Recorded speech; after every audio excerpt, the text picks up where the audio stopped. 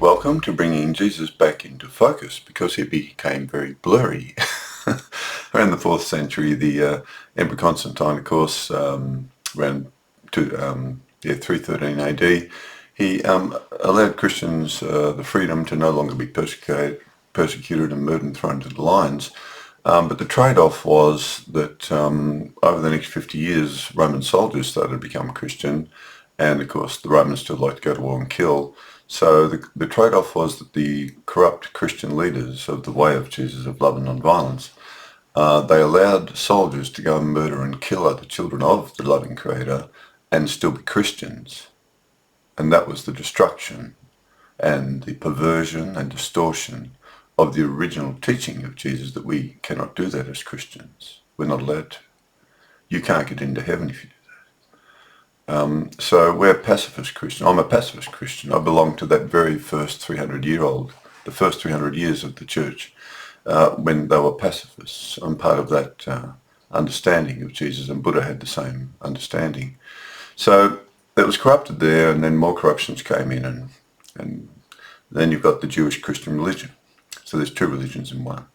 So I'm just a pacifist Christian. I was born into the Jewish Christian Catholic Church, but I left when I was 16 because they were teaching this lie to us that the Jews only worship one God. I said, no, they don't. They worship two gods. There's a violent, brutal, murdering war god that has nothing, that doesn't resemble Jesus in any way whatsoever, like the slaughter at Jericho. And then there's another God of love who says, if a foreigner is amongst you from Jericho, love them as if they're a Jew.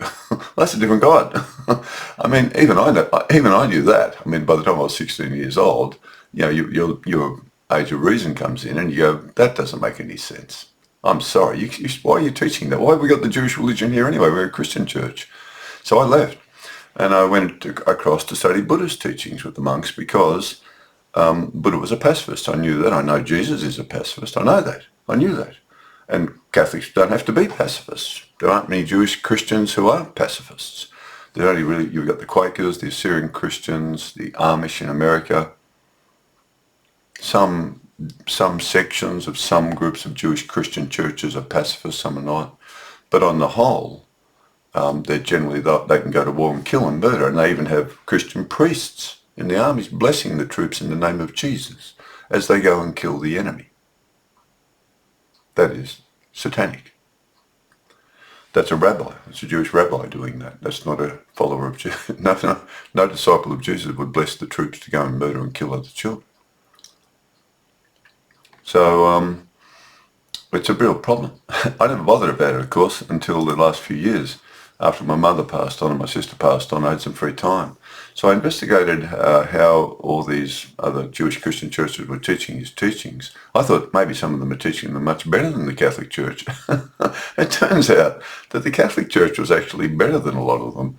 For example, I can never recall a sermon on the stinking, filthy, slanderous book of Revelation ever being spoken of in a sermon in the Catholic Church my whole early childhood. And I asked a priest about it. He said, oh no, we don't give sermons on the book of Revelation. I said, oh good. Why don't you rip it out though? So it's, they realise it's a dangerous book, but they don't rip it out. So they're a fault. That is a fault. That's a lie. If they have that there, they're acknowledging that that is Jesus coming back on the clouds, when that in fact is a satanic war god, a filthy, stinking, murdering war god. But it's been perverted and twisted, and Jesus and the loving Creator have been dropped in the middle of it. It's been written by an apocalyptic Jew to assassinate who Jesus and the loving Creator really are. And that book takes you back, because it's the book of Daniel. It's an Old Testament book. Revelation's just the book of Daniel. Someone's rewrote it and dumped Jesus and the loving spiritual Creator in the middle of this filthy evil that they do, making them the satanic, evil, Yahweh, one war god. So that's a Jew who's done that to destroy the Christian religion. And it's worked. I mean, a lot of Jewish Christians talk about that all the time. I've had Jewish Christians say to me, oh, yes, I hope it happens soon. I hope Jesus comes back and does all these terrible things. But we'll be all right. Oh, blimey. I said to myself, I think I better write about this, Jesus. I don't think they actually know you. They're all Jews. He said, you're right, Chris. So the Gospels of Jesus Unplugged, this is from a Christian. So you won't get any Jewish poisoning in this book. You won't get any Jewish distortions or overlays or even just perversions. In Matthew, he perverts some of Jesus' sayings from the Gospel of Thomas. Luckily, they found that. That's why they tried to destroy it. The Jewish Christians wanted the Gospel of Thomas destroyed because then they were able to weave in this apocalyptic garbage. And they had to get rid of the Thomas Gospel, and they did. Except one was found. Thank heavens, whatever soul buried that, we have to thank them, because they provide the proof that Matthew's Gospel in particular has been perverted by the writer or someone overwriting Matthew. But you can see also how they've altered some of the truths. So the Gospels of Jesus Unplugged by a Christian, a pacifist Christian, a follower of Jesus, and I'm not influenced by the Jewish religion or the Book of Revelation in any way whatsoever. So you might find my writings a bit refreshing, a bit more uniform, a bit more in alignment with what Jesus actually said. Jesus taught we can all experience an inner spiritual awakening if we search for it. He called this the treasure hidden in the field of earth, or flesh. This is our eternal spiritual identity, empowered only by the loving spiritual life force of our loving spiritual creator. Our bodies of flesh are only temporary and empowered by earthly things, and all flesh dies. Only our spiritual body and soul mind of love lives on to come into the presence of our loving creator to reap as we have sown. He taught the same law of Buddha, that everyone will reap as they have sown. No loving creator that Jesus is at one with or Jesus will hurt anyone. They can't hurt anyone. The heaven, children in heaven and the loving spiritual life force of heaven can't hurt anyone, can't cause harm, can't cause suffering. It's pure love.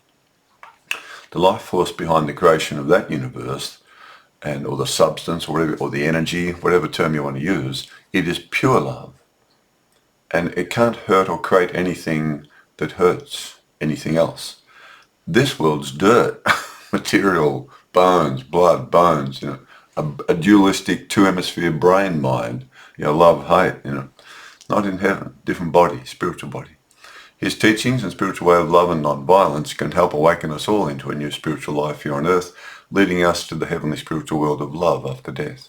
Jesus taught we all have two different bodies with us in one, and he said that the spiritual body, being eternal, is the most important to be healthy and well in spirit. He provides us with the spiritual instructions to follow and become at one with, to be awakened and transformed into spiritual children of light of our loving spiritual creator in heaven. And then I simply say that Jesus basically removes the dualistic religion of the Jews and replaces it with a truly monotheistic religion. Remember, the Jewish religion is not monotheistic. That's the first truth you have to understand. It's dualistic.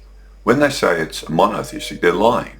At the best of the closest you could come to saying that's a monotheistic God is saying, oh yes, it's one body and it's got a face facing that way and another face facing behind it that way, a two-faced God. If you wanted to say that, okay, but the correct and accurate terminology used for the Jewish God Yahweh, it's one body called Yahweh with two opposing heads on it. A war god, murdering, genocidal, thieving war god, just like Mars, Ares and Sekhmet of the Egyptians, and another god of love, an opposing force. These are two opposing forces, white and black, dark and light, evil and good. But the Jews were deceiving, cunning, and they called these two completely opposite forces by the one name. You mustn't do that. But they did. And there's their problem, and then that's poisoned the Christian religion. So I'm here to just help Jewish Christians come out of that, come away from that. Just come into Jesus and his love, Jesus and his non-violence, and that'll get you to heaven after you die. Pilate questions and judges Jesus. We're reading Matthew, and we'll move on. Matthew 27:11-26. When morning came, all the chief priests and the elders and scribes took counsel with each other how to put him to death. They decided to take him and deliver him to Pilate the governor. Pilate went out to them and said, "What accusation do you bring against this man?" They said, "We found this man perverting our nation and forbidding us to give taxes to Caesar, and saying that he himself is the anointed one and king." Then Pilate asked him, "Are you the king of the Jews?" Jesus said to him, "You have said so. But I am not of this earthly world. I came into the world to bear witness of the spiritual truth. Everyone who is of the spiritual truth hears my voice." Pilate then asked, "What is spiritual truth?" After he had said this, Pilate went out to the Jews and told them, "I find no crime in this man." Then the Jews became angry, saying, "He stirs up the people, teaching throughout all Judea, Galilee, and even here." And they accused him of many other things. Pilate returned to Jesus and said, Do you hear all of these charges they are making against you? Have you no answer to make?" But Jesus did not say anything. And this made Pilate wonder greatly about the situation. So when Pilate heard he was a Galilean, which belonged to Herod's jurisdiction, he sent him to Herod, who was in Jerusalem at that time. Herod was glad to see Jesus, having heard so much about him, and hoped he would show him a sign or miracle. He questioned him at some length, but Jesus made no answer. The chief priests and scribes stood by vehemently accusing him. So Herod and his soldiers treated him with contempt and mocked him, placed a splendid robe on him, and sent him back to Pilate. Pilate judges Jesus. When they brought Jesus back to Pilate, he said to them, "You said this man was perverting the people, but after examining him before you, I did not find this man guilty of any of the charges you made against him. Herod also found no guilt in him, sending him back to me. Therefore I find nothing he has done is deserving of death. I'll chastise him and release him. He hasn't done anything wrong, so I'm going to chastise him anyway." The Romans were brutal. So Pilate had him scourged, and the soldiers made a crown of thorns and put on his head and draped him in a purple robe. Then they said, "Hail the King of the Jews," and they struck him with their hands, punched him. Pilate then brought Jesus before the crowd, but the crowd continued to cry out against Jesus all the more. Pilate knew the custom at Passover was that he could release one prisoner they asked to be set free. So Pilate brought out a violent prisoner called Barabbas, who had committed murder in the insurrection, and asked the Jews if they wanted him to set free Barabbas or Jesus. For he knew that it was out of envy of Jesus that the chief priests had delivered him up to be put to death. But the chief priests stirred up the crowd, getting them to call out to release Barabbas. Pilate asked them again who they wanted to set free, hoping they would choose Jesus. But they cried out all the more loudly to release Barabbas, not Jesus. Pilate then asked them, "What do you want me to do with this man Jesus whom you accuse?" They called out, "Let him be crucified." Pilate said, "Why? What evil has he done?" And they said, "If you release this man, you are no friend of Caesar, for he said he was the anointed one, the king of the Jews, which means he opposes Caesar." And Pilate said to them, "Do you want me to crucify your king?" And they shouted back, "We have no king but Caesar." And they all shouted even more loudly, "Crucify him, crucify him," and kept on shouting. So Pilate did as they wanted and set Barabbas free. When Pilate saw that he was gaining nothing, but rather a riot was beginning to form, he finally gave in to their demands. So Pilate washed his hands in front of them and said, "I am innocent of this man's blood." And he gave sentence that their demands should be granted to crucify him, and he was led away to be crucified. Pilate really did try to sort of save Jesus. I mean, he could have if he actually wanted to. He's the governor. The Jews couldn't have done anything about it. He said, "Look, I'm not doing it. Nick off. Go home." But he didn't. So it's part of the storyline, of course, that Jesus had to appear in his spiritual body, so he had to die, and to die publicly on great display, and then appear to the disciples later on that night. Then the disciples understood what he was teaching about. Jesus is crucified, Matthew 27:32-61. And as Jesus carried his cross, a great number of people followed him, some crying, and the soldiers forced an onlooker, Simon of Cyrene, to help carry the cross. When they came to the place called Golgotha, they offered him vinegar mixed with myrrh, but he refused it. There they crucified him with 2 others. They divided his garments among them, casting lots for them, and sat down and kept watch. And over his head they put the charge against him, which read, "Jesus of Nazareth, the King of the Jews." Standing near to the cross were his mother and his mother's sister Mary, the wife of Clopas, and Mary Magdalene. When Jesus saw his mother and the disciple whom he loved standing near, he said to his mother, "Woman, behold your son." Then he said to the disciple, "Behold your mother." And from that hour the disciple took her to his own home to care for her. Jesus then said, "Loving spiritual Creator, forgive them, for they know not what they do." And those who passed by derided him, wagging their heads, saying, You said you would destroy the temple and build it again. If you are the anointed one of God, save yourself and come down from the cross."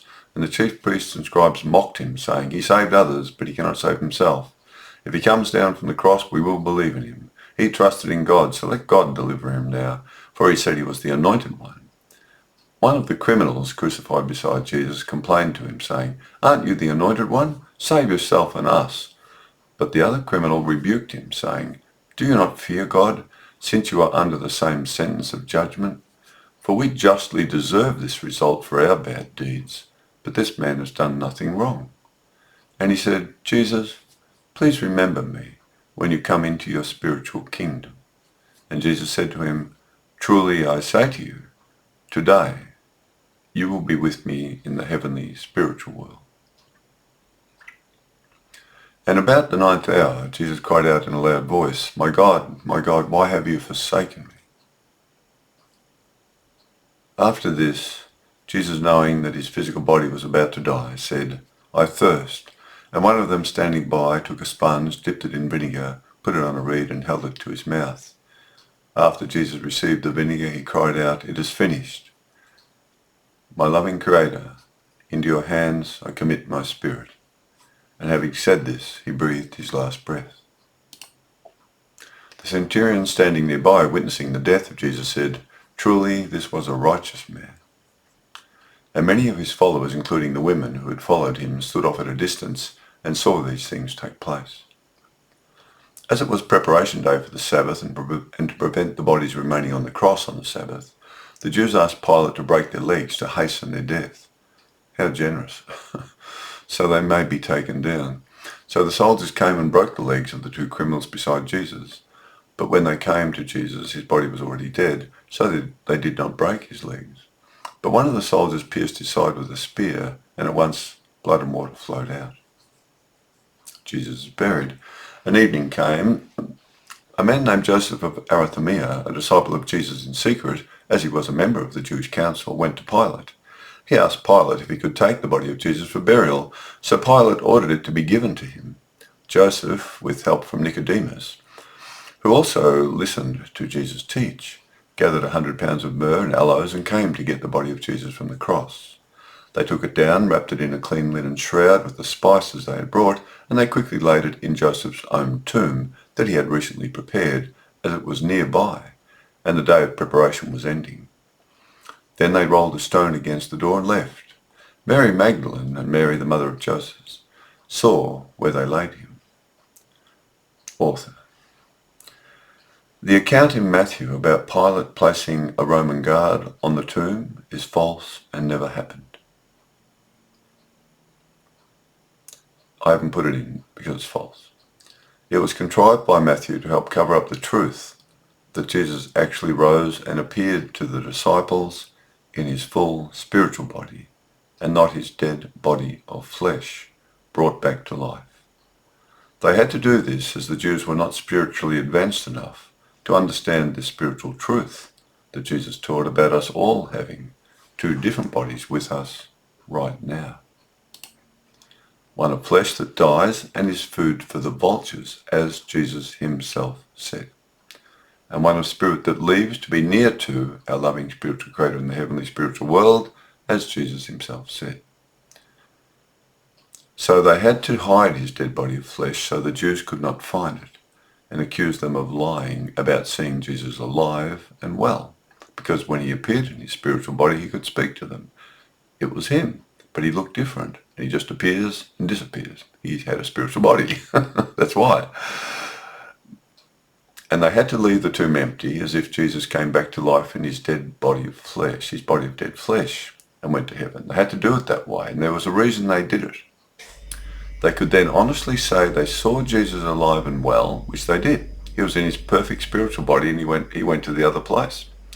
So they can say that truthfully, but pretend he was in a body of flesh brought back to life. The Jews already had in their scriptures accounts of some prophets being taken up to heaven while still alive. It was part of their belief system. Only a few, but it was in there. Physically, just a chariot comes down and just whisks someone off to heaven. They're such a wonderful person. They don't even have to die. Their physical body just off it goes to heaven.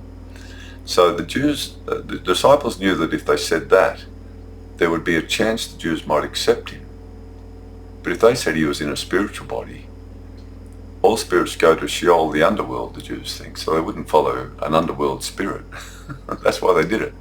The Jews already had in their scriptures accounts of some prophets being taken up to heaven while still alive. So this would aid in their deception being believed by the Jews, so they would not be afraid to follow the new spiritual way of Jesus and our loving spiritual creator and come away from the two-headed God Yahweh of the Jews. So that's the simple reason why they had to hide his body. Jesus appears probably Friday night in the room, just suddenly appears. All the doors are locked. He's not in the body of flesh anymore. He's left in his spiritual body, but it's perfect. They think it's a ghost, a spirit. It is. He's in his spiritual body. And he says only says a few things to them. But later on, when they had to write about these events and teach about him and say they saw him alive and well, he spoke to them and he was perfectly well. He had a perfect spiritual body, but it looked different. They came up with this idea of how to save the teachings. If they said we saw him alive and well, he appeared to us, he spoke to us, and he told us to spread his teachings to everyone, the Jewish leaders would just have to go to the tomb, find out where it was, roll back the stone, and find his dead corpse of flesh rotting. And then they'd say, you disciples are all liars. You couldn't have seen him alive because we saw his dead body of flesh is still in the tomb rotting and decaying. You're liars, you're charlatans. And then they would have told all of Jerusalem and all the people, they're all saying Jesus rose from dead, but we went down and checked the tomb and his dead body's still there, rotting. That is why the disciples had to hide his body of flesh. Jesus said over and over and over, flesh only gives birth to flesh. It doesn't give birth to a spiritual body. Spirit only gives birth to spirit. God is a spirit. You have another body in you. It's from heaven. It's beautiful to get into. So that's the very simple truth. And once you understand this truth and analyze it logically, it makes perfect sense. The Jewish Christians are messing all this up, and because they mess it up and distort it, children leave. It doesn't make sense. But the way I talk about it, it's logical, it's intelligent, but it's still totally spiritual. He appeared in a spiritual body. I believe that. I mean, any materialist person or non-believer would say, oh, that's all rubbish. Although some would say, oh yeah, I'm pretty sure they probably hit his body of flesh. That makes sense. But they made up that they saw him. I'd say, no, they saw him. But he was in a spiritual body, so that's the difference. So that's the simple way of explaining it, that what really happened. They had to do it. They were in a dilemma.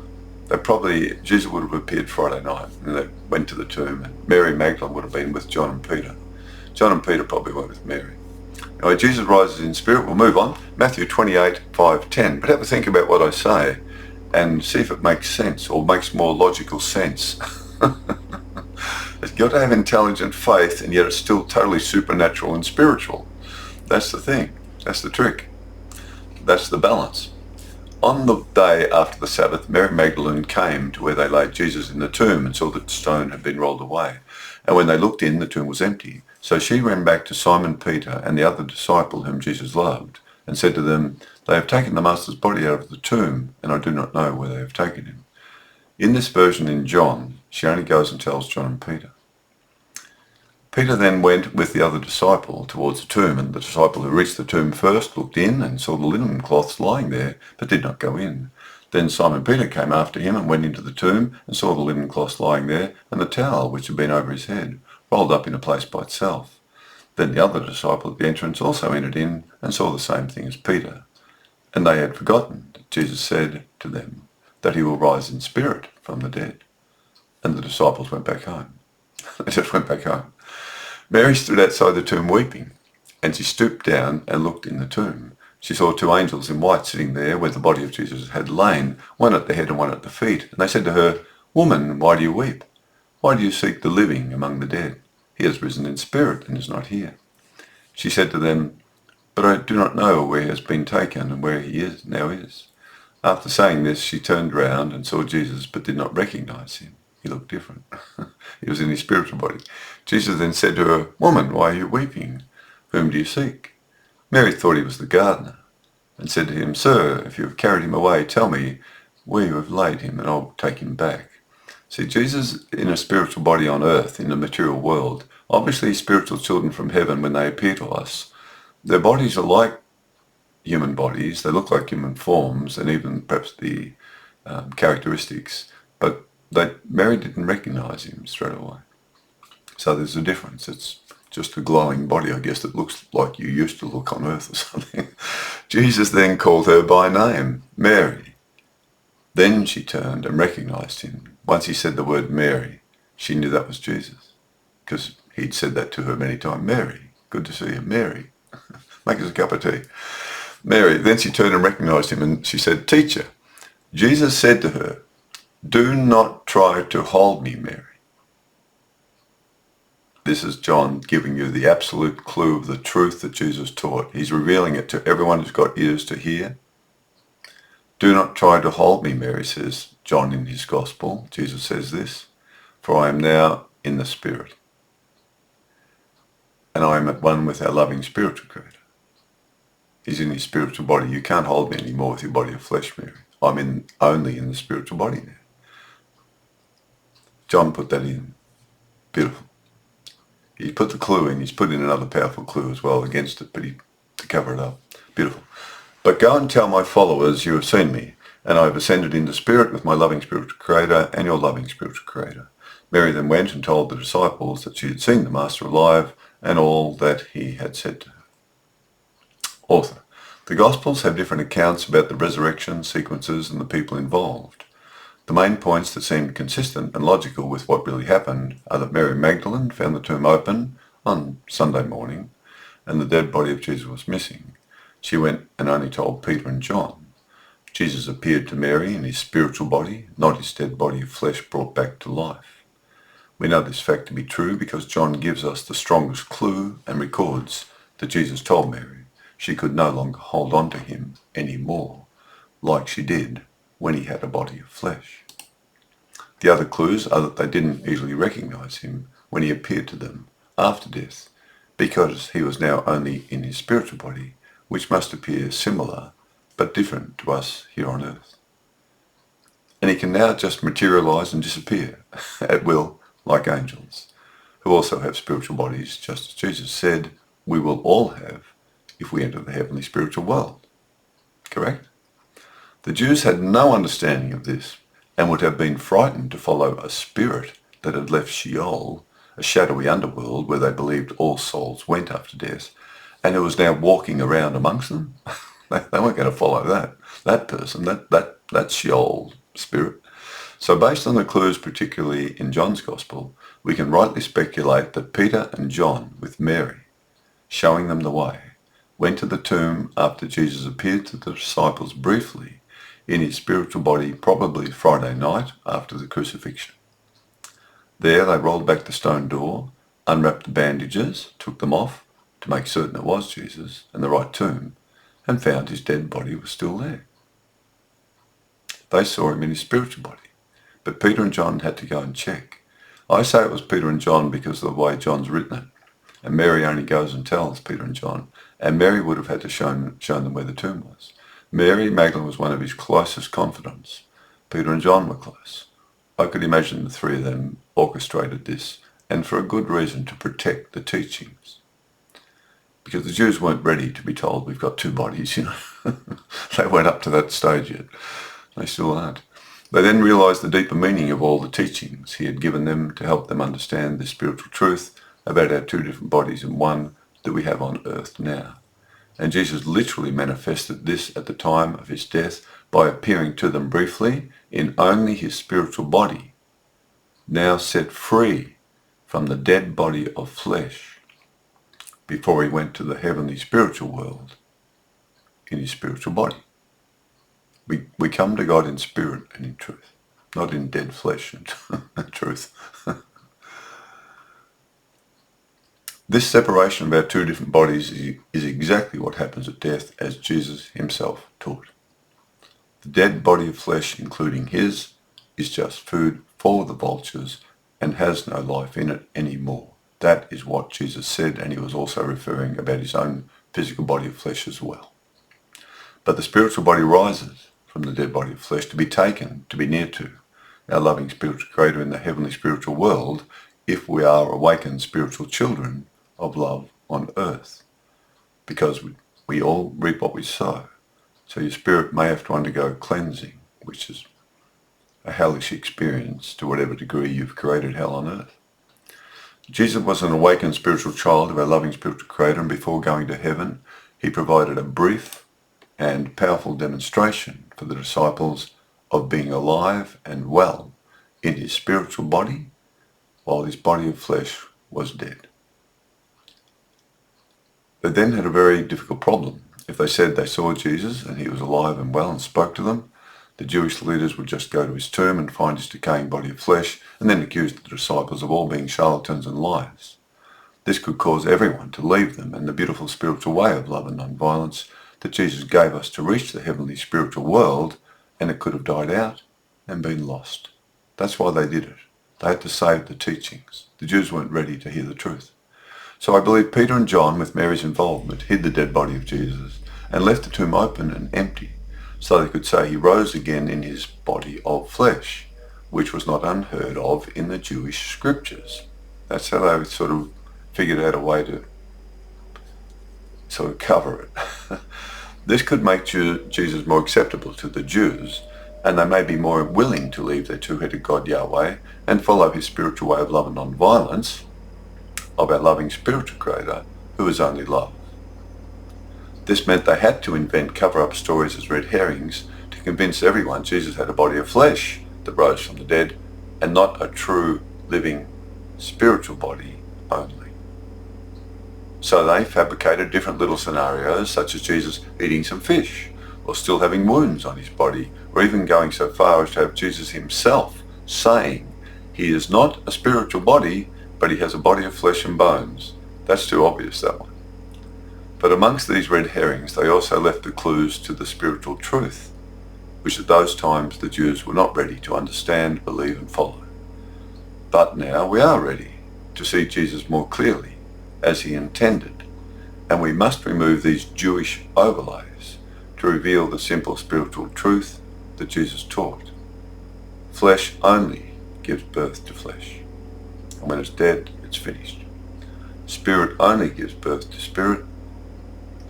Marvel not that I tell you, you must be born again from above. The spiritual life force from heaven must fill your spiritual mind, then your spiritual body will be alive. You must become a Christian pacifist, non-violent Christian pacifist, filled with heaven's love. They're the only children that can enter heaven from this world that I'm aware of, according to Jesus and Buddha or Nirvana. Further discussion about this topic can be found in the book, The Teachings of Jesus Unplugged, my other book. I explain in more detail there what probably happened. But I hope that makes sort of logical, intelligent sense of something that sort of is very entangled and jumbled up and confusing. He taught you got two bodies. He appeared to them in a body that they thought was sort of a ghosty, spirity thing. It was. Mary can't hold on to him anymore, he tells them. He had a spiritual body. They go and check the tomb, they find his dead body of flesh. What are they going to do? If they tell people they saw him alive and well, they just check the tomb and find the dead body of flesh and say they're all liars. So the disciples had to make a decision, and they did their best, they did their best. Now these are some of the other endings. I'll just go through them quickly. Matthew's resurrection ending, Matthew 28, 9, 10. When Mary Magdalene and the other Mary came to the tomb, an angel appeared to them and said, "Do not be afraid. I know you seek Jesus who was crucified. He is not here, for he has risen in spirit from the dead, body of flesh. Go and tell his disciples he has risen from the dead, body of flesh, and will go before them to meet them in Galilee." And as Mary Magdalene and the other Mary were on the way back to tell the disciples what the angel said, Jesus appeared to them, saying, "Rejoice." And they came and held him by his feet. There's the red herring. Don't try to hold me, Mary, you can't. Matthew's got them holding his feet. That's the red herring, to throw you off the track. he had a spiritual body. Here he's got a physical body in Matthew. And they came and held him by his feet and praised him and said to him, and he said to them, "Do not be afraid, go tell my brethren to go to Galilee and they will see me there."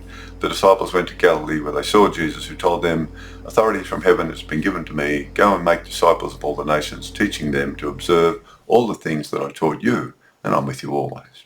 Author. In the traditional account, Matthew has the red herring stating that Mary Magdalene and the other Mary fell down and held the feet of Jesus to make out he still had a body of flesh, instead of him actually having a fully spiritual body that they could not hold, as John states in his more correct version and important clue. Mark's resurrection ending, Mark 16:1-8. Mary Magdalene and Mary, the mother of James and Salome, went to the tomb Sunday morning and found it open. They went in, and an angel was there and said, "Do not be afraid. You seek Jesus of Nazareth, who was crucified. He is risen. He is not here. Go and tell his disciples he will meet them in Galilee." So they went out quickly and fled from the tomb, for they were trembling and bewildered, and they said nothing to anyone, for they were afraid. Now that is where Mark's Gospel ends. There's nothing else in Mark's Gospel. All theologians in the world agree that as time went by, the years went by and the Christian church grew, Mark's Gospel missed an ending. So they just plucked some of the words from the other Gospels where Jesus appears to them and they made up one. They just compiled one and they stuck it on to the end of Mark so it came into alignment with the other three Gospels. But everyone agrees this is the actual ending of Mark's Gospel, and they said nothing to anyone for they were afraid. They just ran away from the tomb. So we're frightened, we're not saying anything to anyone. So that's the end of Mark's Gospel. As I say, the theologians agree what is written there is simply a compilation from the other sayings. Luke's resurrection ending, Road to Emmaus. Luke 24:13-35. Two men who had left Jerusalem after the crucifixion of Jesus were walking on the road to Emmaus, discussing what had happened concerning Jesus and the reports that his tomb was found empty, and some women had seen an angel who told them he was alive. Jesus drew near to them and walked along with them, but they did not recognize him. They didn't recognize him, a spiritual body. As they walked together, they told him all about the events in Jerusalem concerning the crucifixion of Jesus and other accounts that he was alive. Jesus said, "Ought not he have suffered these things to enter into his heavenly glory?" And as the night was drawing in, they asked if he wanted to stay and eat with them, to which Jesus said he would. Then while they were eating, Jesus took bread, blessed it and broke it and gave it to them. Then they suddenly realized it was Jesus. And then he just vanished, his spiritual body, appearing to the disciples, including Thomas. They immediately rushed back to tell the disciples what had happened. They found them all, including Thomas, gathered together in a room and told them about Jesus walking with them and talking with them and then just vanishing. As they were speaking, Jesus suddenly appeared amongst them and said, "Peace to you." And they were frightened and terrified, thinking they were seeing a spirit. Correct. I wish they actually were. Jesus said, "Why are you troubled? Why do doubts arise in your hearts? Behold, it is I myself." But he's only in a spiritual, beautiful spiritual body, which we all have waiting for us in heaven. But the thing is, Jesus said, you've got it now, and you've got to awaken it now and live out of it now before your other body of flesh, dies. The body of flesh can be dualistic: love, hate, kill, save. Like all the satanic children in the wars in the Middle East. They're all satanic children. They're all dualistic. Killing the enemy, saving their own. They're in darkness, all of them are dark filth. We don't go there. We don't support them in any way whatsoever. We condemn their actions. We warn them they're going to hell. That's all we can do. We don't join in. But Jesus is in his beautiful spiritual body. Don't worry. Don't be frightened. This is me. This is my spiritual body. Now, this is in the brackets, this is the part that's added in. "Behold my hands and my feet, that it is I myself." This is all added in. Jesus never said this. Handle me, and see." What does he say to Mary and John? "Don't try to touch me, Mary, you can't. I'm a spiritual body." But this version it's got some cover, the red herrings, you see. They did it deliberately to try to save the teachings. "Handle me, for see." "Handle me and see, for a spirit does not have flesh and bones, as you see I have," said Jesus. That is so blatantly obvious. It's quite breathtaking, really. You know, the words have been put into Jesus' mouth to, like if Jesus said he had a body of flesh, well, he must have. But the writer just put it in because they couldn't yet teach that we have this spiritual body which leaves the body of flesh at death. They couldn't teach it easily, and certainly not to the Jews. So they had to throw in this business of, like some of the old Jewish prophets, his physical body went up. Physical body came back to life, sort of thing, went up to heaven in his physical body. And he showed them his hands and feet. He then asked, have you any food here? And they gave him a piece of fish and honeycomb, and he ate them. It's a wonder he didn't say, have you got any toilet paper? An angel's body doesn't need any of that, I'm pretty certain. And the disciples could still not believe it, but they were filled with joy and wonder at seeing him. That's more correct. And he led them. They couldn't believe the spiritual being was there, but they knew it was him once he spoke. They heard his voice, sort of thing. And he led them out to Bethany and lifted up his hands, blessing them, and then vanished from their sight in his spiritual body, as you can do in a spiritual body. Author, this correctly states that all 11 disciples were there, including Thomas. Now, it does say that. That's the correct version. John puts in the other red herring that Thomas wasn't there to counteract his other truth that Mary couldn't hold Jesus' body. That's so powerful in John. But then he put in another one to counteract it, the red herring, the Thomas one, the doubting Thomas. This correctly states that all 11 disciples were there, including Thomas, if Judas had left their company. Luke adds all the cover-up words in brackets concerning Jesus still having a body of flesh to also help hide the fact that Jesus was actually only now in his spiritual body.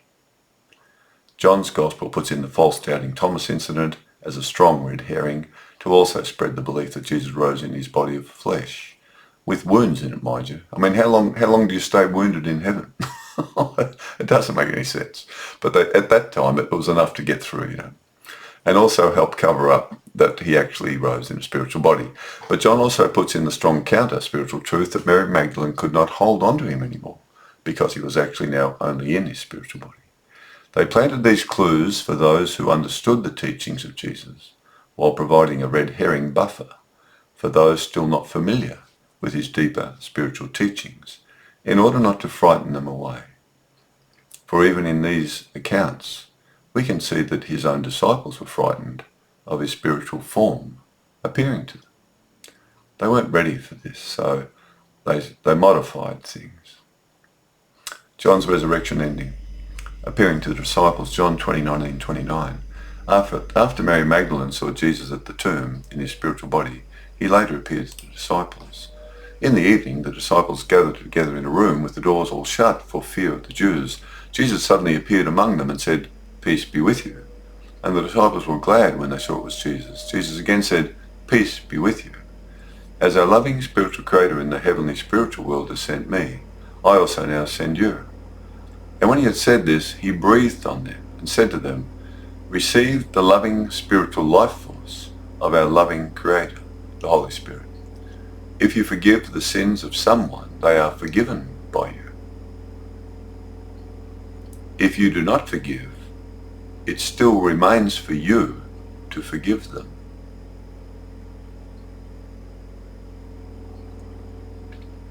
Now Thomas, called the twin, was not there when Jesus appeared to them. This is in brackets. This is what John put in. He made this up.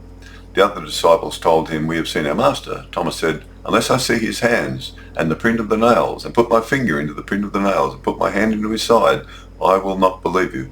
Very graphic. John's really graphic, because the other graphic truth is that Mary could not hold on to Jesus. He's in a spiritual body. That's really graphic. Mary's in a body of flesh still, predominantly. She's got a spiritual body with her, but Jesus was only in his spiritual body. John's brilliant. He's put in two really powerful opposing truths. A lie and a truth, but they're strong. A strong lie and a strong truth. Which one do you believe? I believe that Mary couldn't hold him. But John put this in again to cover it up. And after 8 days, the disciples were again inside, and Thomas then with them. So, for some reason, only John's got this account. He's very, very clever, John. The doors were shut, but Jesus suddenly appeared in the middle of them, as usual, and said, "Peace to you." and then said to Thomas, reach your finger here and look at my hands, and reach your hand here and put it into my side. Do not be unbelieving, but believing. And Thomas answered and said, my teacher. Jesus said, Thomas, because you have seen me, you have believed. Blessed are those who have not seen yet believe. Thomas, author. This Thomas account in brackets is only found in John. It is a very dramatic description of Jesus still having wounds in his body, supposedly of flesh. I doubt greatly that our bodies that are eternal and like angels' bodies and the risen spiritual body of Jesus can have any wounds in them at all. This is the equally strong red herring that John created to counter the more accurate account of Mary not being able to hold on to Jesus as he was now totally spiritual.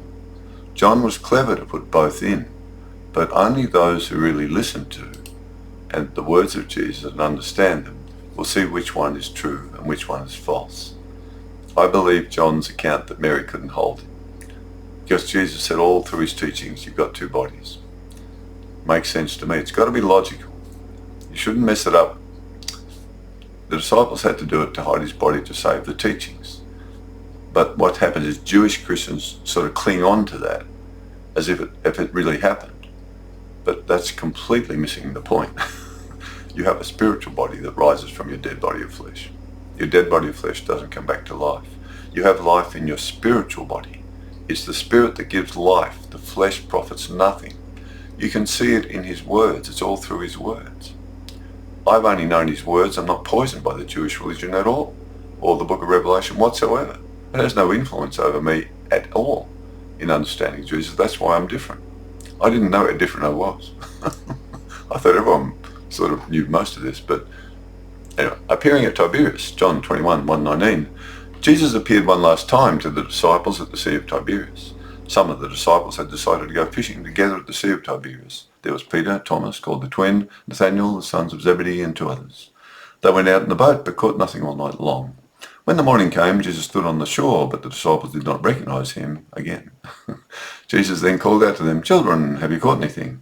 They said, no. He said to them, cast your net on the right side of the boat, and you will catch some. So they cast the net and caught a great haul of fish. Then one of the disciples said to Peter, it is the Master.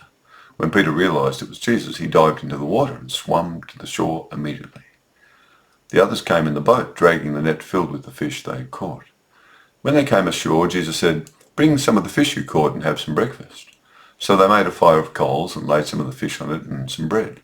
None of the disciples dared to ask him who he was, knowing it was the Master. See, he looked different, but they knew it was him. He was in his spiritual body, which was trying to appear sort of physical in some way to them. I guess spiritual children from heaven can do that sometimes for us, like angels. Angels are messengers. You know, children from heaven can appear to you, but they won't look like we look with freckles and beards and whatever. It won't be made out, it's not made out of material substance, you see, that's the trouble. It's not material substance, it's spiritual substance. Then Jesus took the bread and fish they had cooked and gave it to them. This was the last time Jesus appeared to the disciples after his spirit was raised from his dead body of flesh. When the disciples had eaten breakfast, Jesus said to Peter, son of Jonah, do you love me more than these? He said, yes, teacher, you know that I love you. Jesus said, feed my lambs. He said to him a second time, Simon, son of Jonah, do you love me? He said, yes, teacher, you know that I love you. Jesus said to him, care for my sheep. Jesus asked a third time, Simon, son of Jonah, do you love me? Peter was sorrowful because he asked a third time, do you love me? And he said, teacher, you know all things. You know that I love you. Jesus said to him, feed my sheep. Jesus then said, when you were younger, you tied your own belt around yourself and walked wherever you wished. But when you are older, you will stretch out your hands and another will tie a belt around you and take you where you do not wish to go.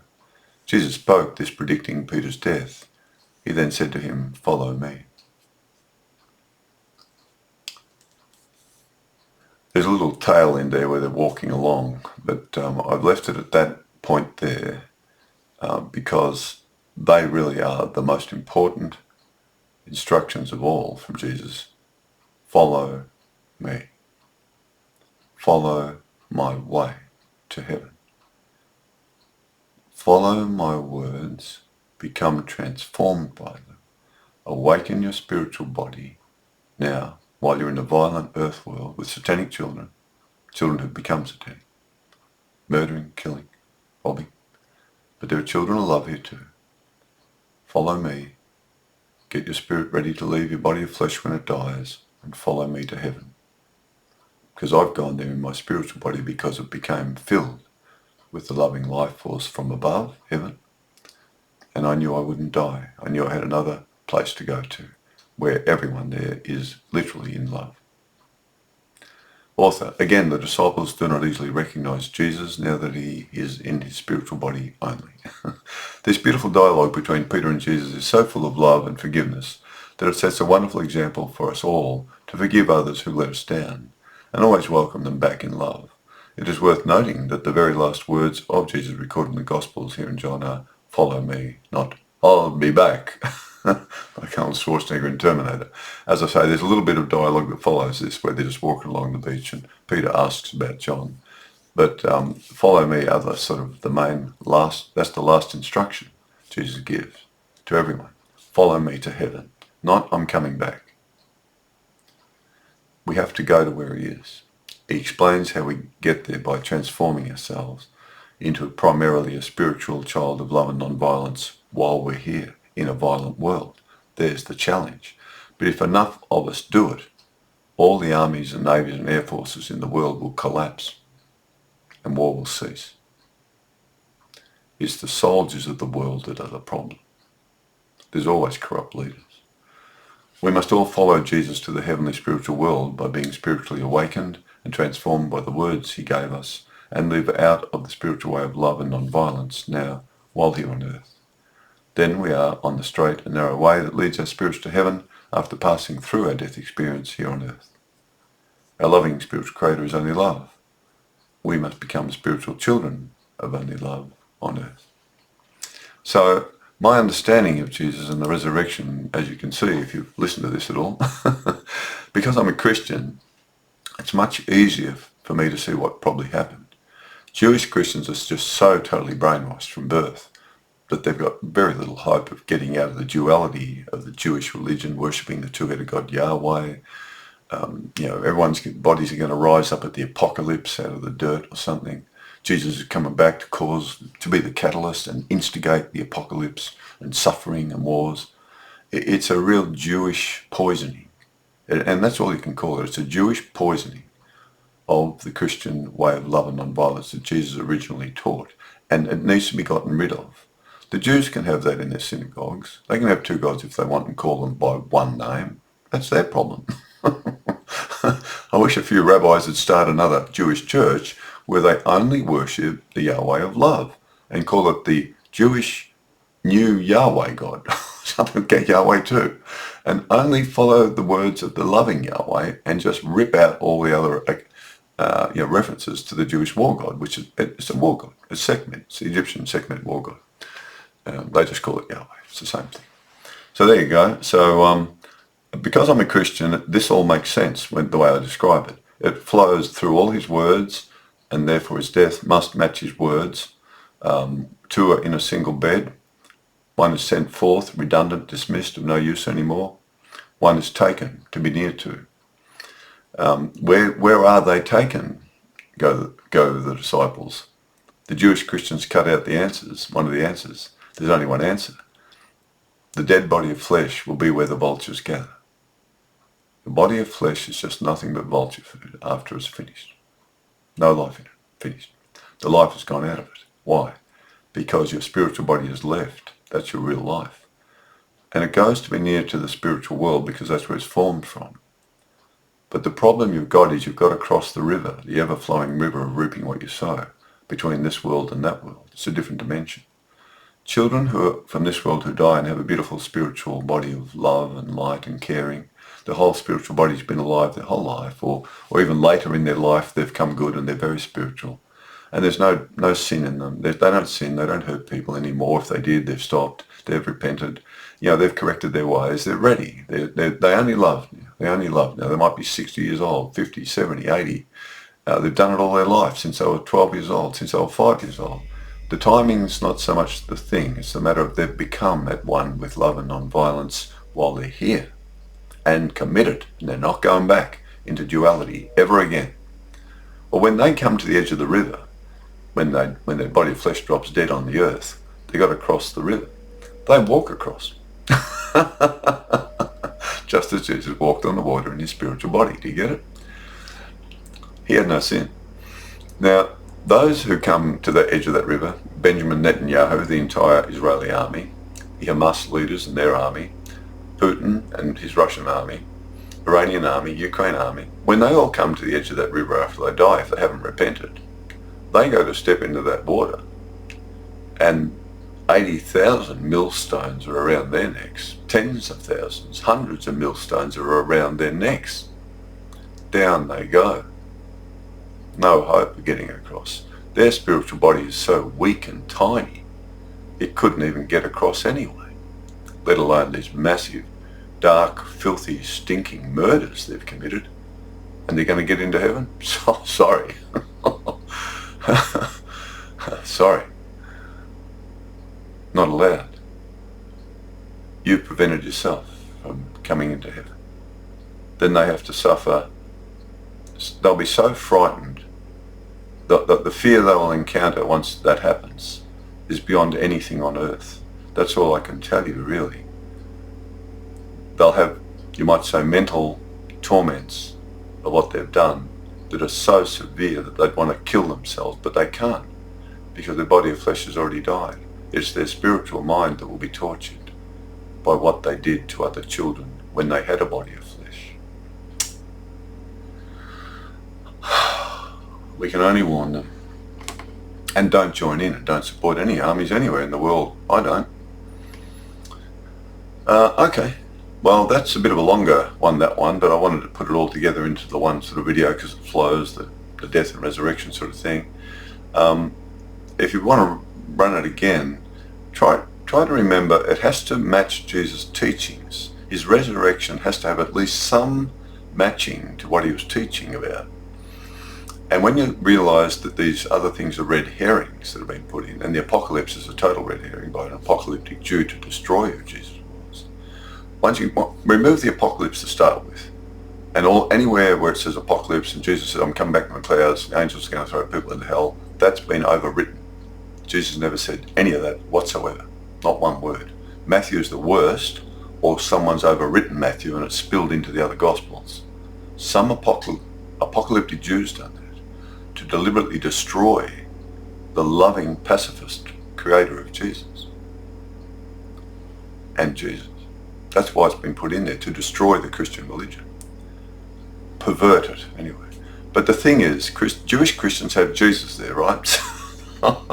They got the new wine mixed in with the old one. He said, don't do that. You know, they've taken a bit of the new loving spiritual creator and tried to sew it onto the two-headed God of the Jews. They don't match. It lifts off. It's a different God. But they do it anyway. So they sort of have this mangled, entangled, doesn't make much sense, but, oh, we believe it anyway, because that's what we're told. No, you don't have to do that. Unmangle it, untangle it, cut the Bible in two, stick the Jewish religion in the synagogue where it belongs, the Old Testament, it shouldn't be in the Christian church. Cut out the book of Revelation and burn it. It is a really evil book, slandering my beautiful friend and the loving creator of my beautiful spiritual life, who is only love. She is only love. That'd be like slandering my mother, that book. That'd be like my mother's coming back on the clouds, Lorraine, one of the most beautiful children that ever walked the earth. And she had intelligent faith. That'd be like, oh, she's coming back to throw people into hell and start famines and sicknesses on children. If anyone said that about my mother, I'd say, who's saying that? Bring them to me. And I'll kick them so hard in the arse, I'll never be able to sit down again.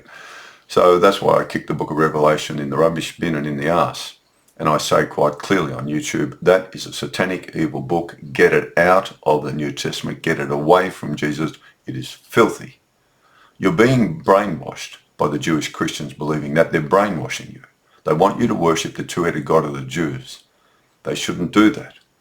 Jesus did not worship the two-headed God of the Jews. He would only acknowledge the loving Yahweh.